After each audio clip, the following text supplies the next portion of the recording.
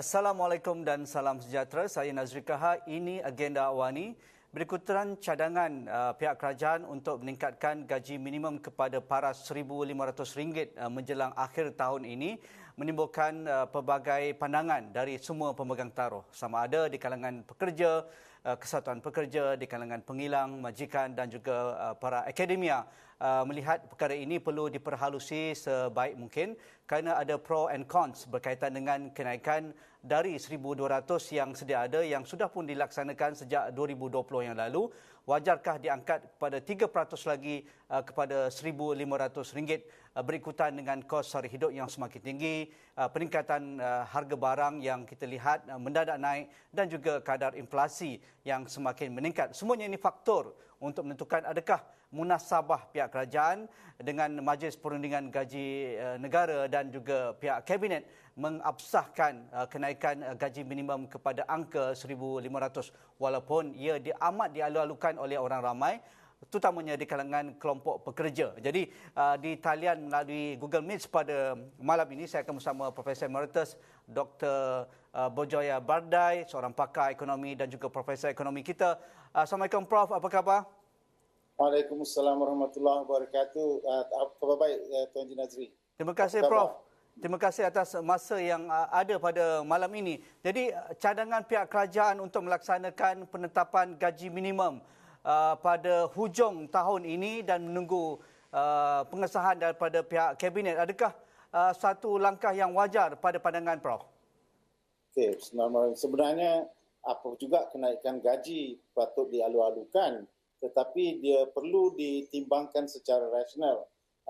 Konsep gaji minimal ni ialah mana satu paras tahap atau bayangan kepada tahap kemajuan ekonomi.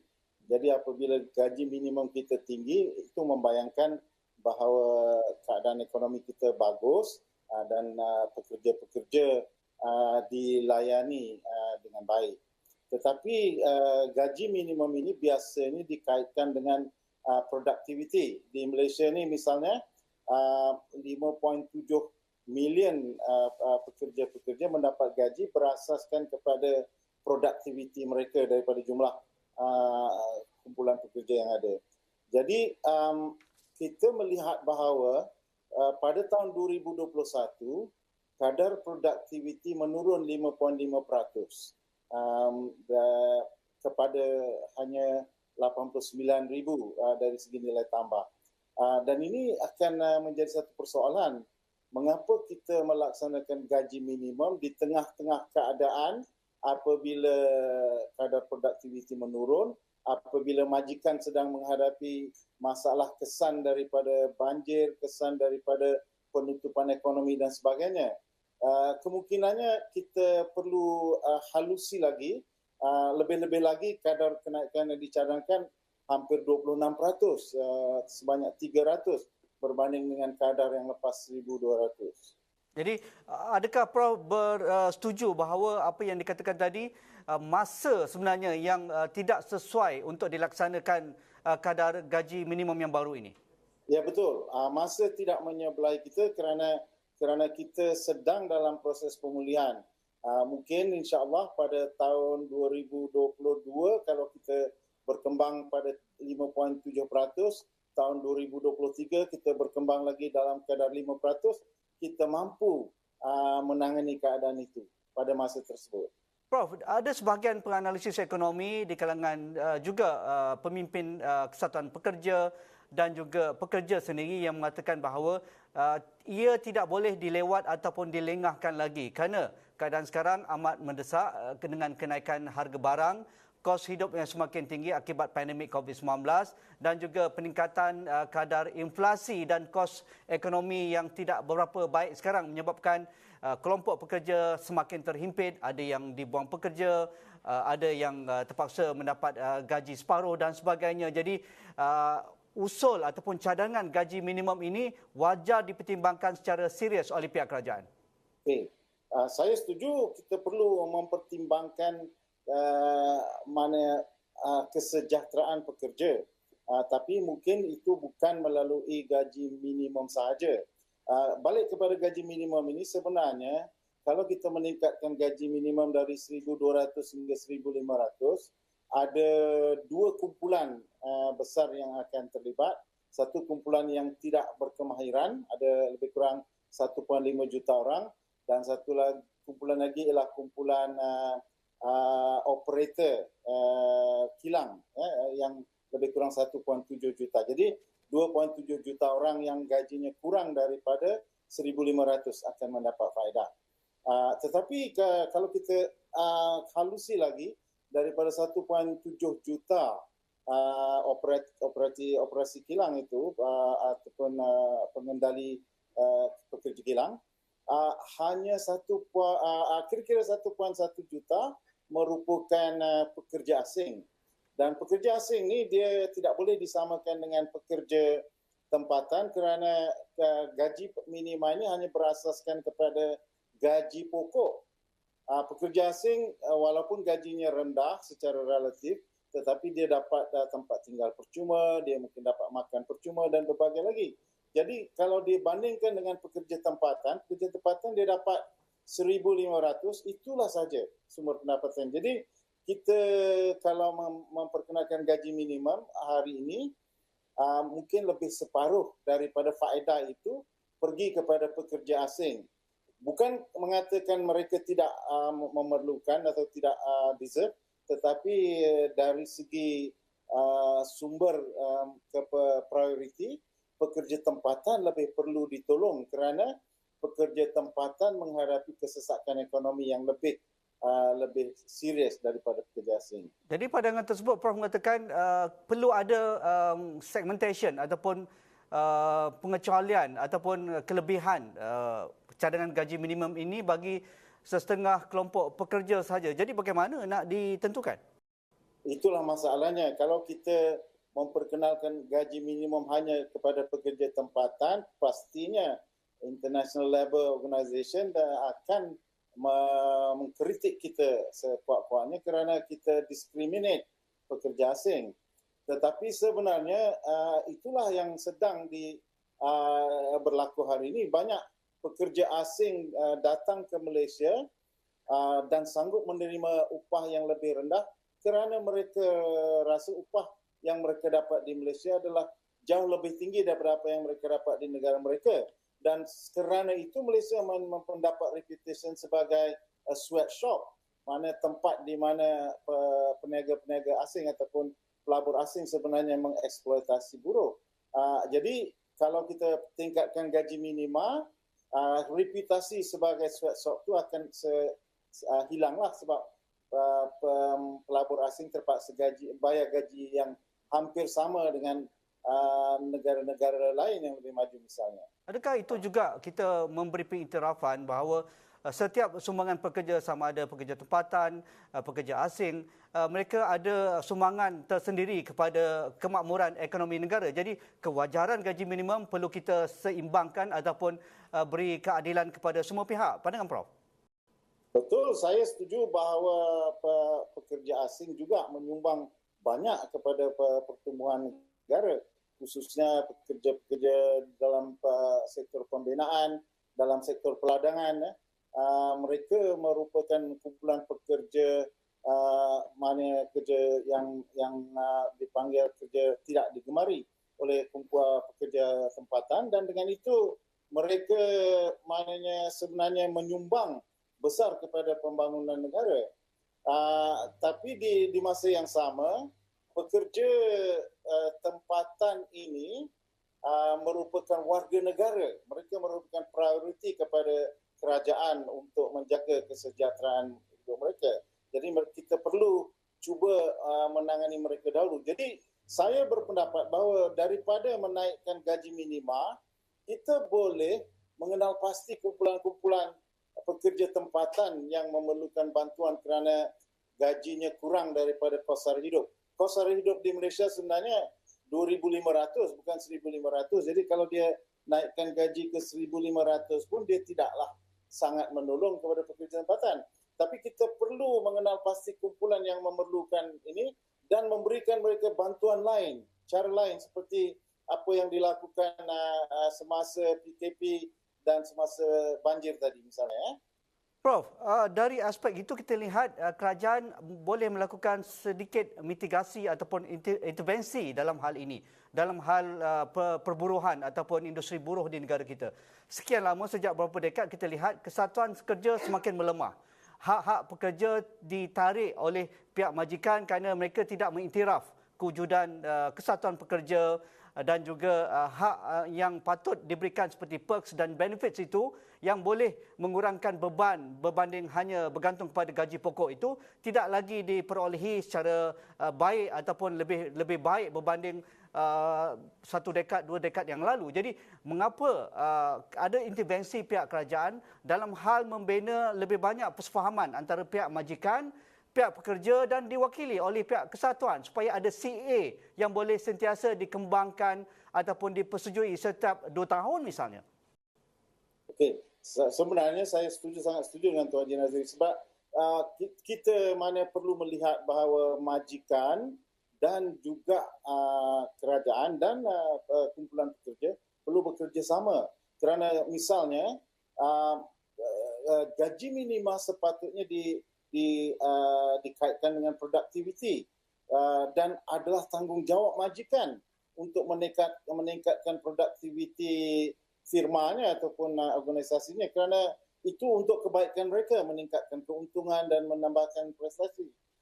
Tetapi mana pada masa ini majikan tidak begitu tertarik untuk meningkatkan produktiviti kerana mereka terpaksa melabur dalam teknologi, terpaksa melabur menghantar pekerjanya untuk menjalani latihan dan sebagainya.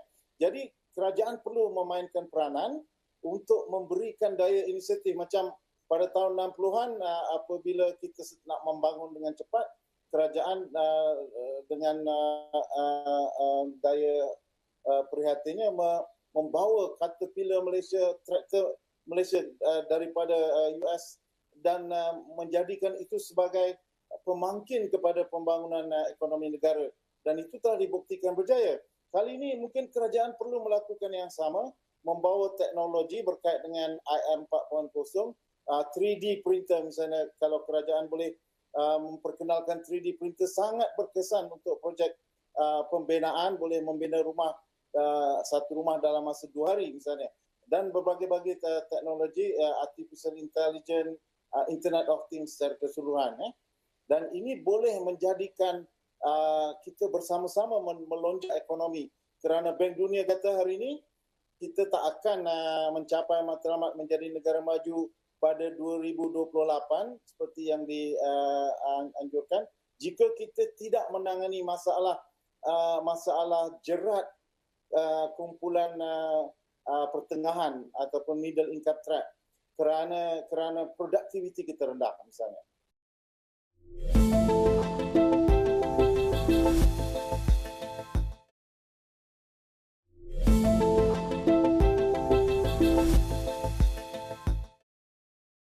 Berkaitan dengan masa sekali lagi Prof, kita tidak tahu bilakah pandemik COVID-19 akan berakhir dan varian-varian baru, mutasi baru sentiasa muncul dan mengakibatkan ada disruption ataupun gangguan di pertengahan kita ingin memulihkan sektor ekonomi.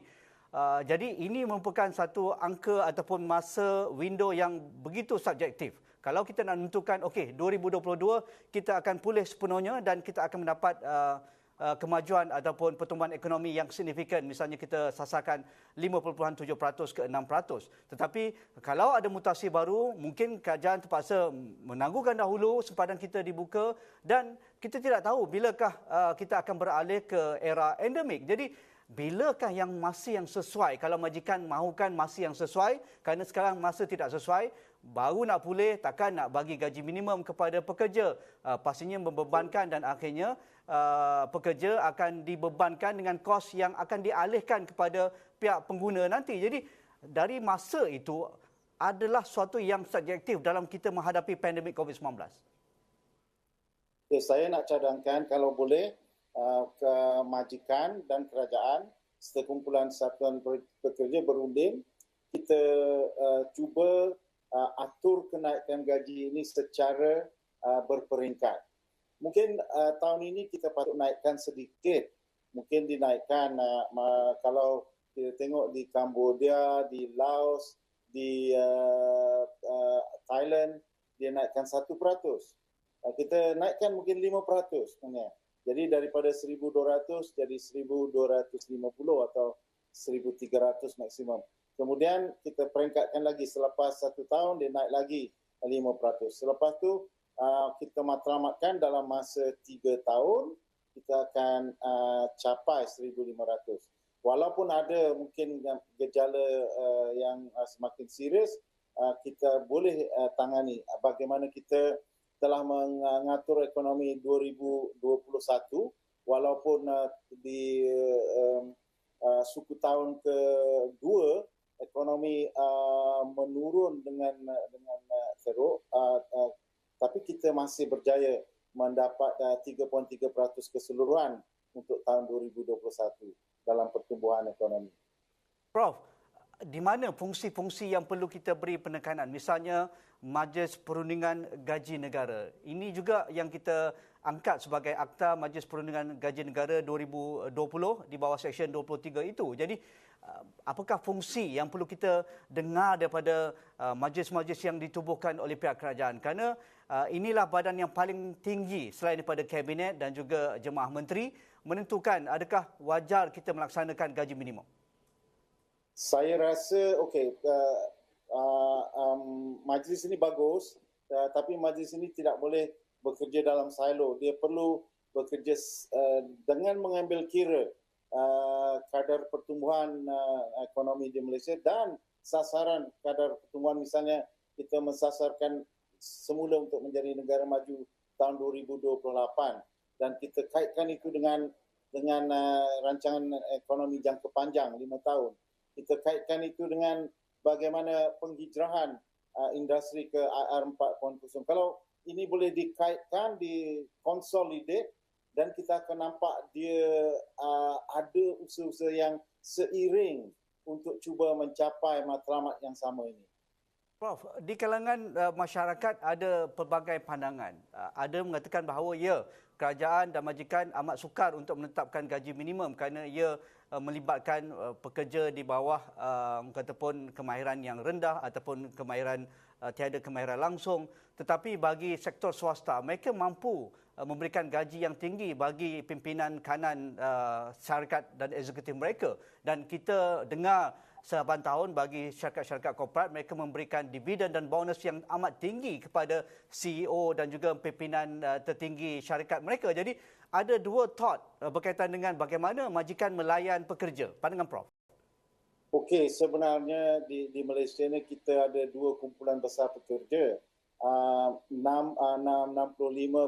pekerja adalah dalam kumpulan pekerja formal ataupun official workers. Ada 33% lagi yang merupakan kumpulan pekerja tidak formal. Mereka ini merupakan pekerja sementara yang bekerja tidak mencarum kepada KWSP dan tidak mendaftar kepada SOKSO dan sebagainya. Jadi mereka ini sebenarnya tidak ada perlindungan apa-apa langsung dan seolah-olah mereka diabaikan. Itu satu penting. Dan kemudian pekerja yang formal ini pun sebenarnya daripada jumlah itu 30% saja yang dianggap pekerja mahir. Dan majikan sangat menekankan mana mereka ingin meningkatkan kumpulan pekerja mahir daripada 35% kepada 50%. Dan mereka kata ini sangat susah dilakukan, tapi itu matlamat mereka. Jadi maknanya majikan kata mereka nak meningkatkan gaji pekerja, nak menjaga kesejahteraan pekerja apabila mereka telah mendapat kemahiran. Tapi pekerja yang susah untuk dibawa ke tengah begitu. Kita tak tahu sama ada ini dakwaan ataupun ini adalah satu masalah yang komunikasi di antara kedua kumpulan. Yang kita perlu adalah satu koordinasi di mana kerajaan perlu melihat kesejahteraan bukan saja kumpulan pekerja tetapi kumpulan isi rumah keseluruhan di seluruh negara. Kita ada 32 lebih juta penduduk. Mereka semua perlu sejahtera, perlu secara purata setiap keluarga mendapat pendapatan melebihi 2,500 tahap keperluan minima untuk hidup agak selesa di Malaysia. Angka itu jelas memberikan pandangan bahawa sebahagian penduduk di negara kita masih berada di bawah paras kemiskinan, di bawah indeks yang terbaru yang dikongsikan oleh pihak Jabatan Perangkaan Negara. Jadi dalam hal ini, perdebatan akan berterusan. Dalam masa sebulan dua ini kita akan dengar sama ada mereka yang bersetuju, sama ada mereka tidak bersetuju. Tetapi bagi Prof sendiri, di mana titik tengah ataupun jalan menang-menang bagi kesemua pihak supaya kesejahteraan rakyat dapat dijaga, keselamatan kelompok pekerja yang rentan dapat diangkat supaya mereka tidak terjerumus dalam kelompok B40 yang terbawah, tetapi dalam masa yang sama kita mahu pemulihan ekonomi berada di landasan yang tepat dan ketika era pandemik menuju ke era endemik ini, inilah masa yang sesuai kita boleh reset semula ekonomi. Ya, saya setuju dan saya rasa dia pula perlu bermula dengan majlis perundingan majikan pekerja dan kerajaan, di mana kita perlu adunkan satu formula yang membolehkan ketiga-tiga kumpulan ini bersatu tekad untuk maju ke hadapan. Maksudnya kita tahu bahawa penengah gaji di Malaysia adalah RM2,000. Maknanya secara purata lebih 50% pekerja sebenarnya hanya menerima gaji RM2,000 dan ini adalah satu yang tidak boleh diterima kerana kadar kemiskinan adalah 2,200. Kenapa kita membenarkan lebih 50% pekerja kita duduk di bawah paras kemiskinan? Jadi ini perlu satu kaedah yang menyeluruh dan kaedah yang menyeluruh ini mungkin tidak boleh dipolitikkan, tidak boleh dilihat dari satu-satu aspek yang berbeza. Dia perlu dilihat dari satu aspek yang menyeluruh sebagai satu langkah penstrukturan semula ekonomi. Dan inilah isu penstrukturan ekonomi yang sebenarnya. Okey, Prof, terima kasih atas pencerahan dan perkongsian kita berkaitan dengan polemik isu gaji minimum ini. InsyaAllah kita akan terus berinteraksi untuk mendapatkan pandangan terkini Prof berkaitan dengan isu ini. Itu tadi Profesor Emeritus Dr. Bojayar Bardai, pakar ekonomi yang tidak asing lagi. Dan itu saja agenda awani pada malam ini dari World Trade Center Kuala Lumpur. Assalamualaikum, kita jumpa lagi.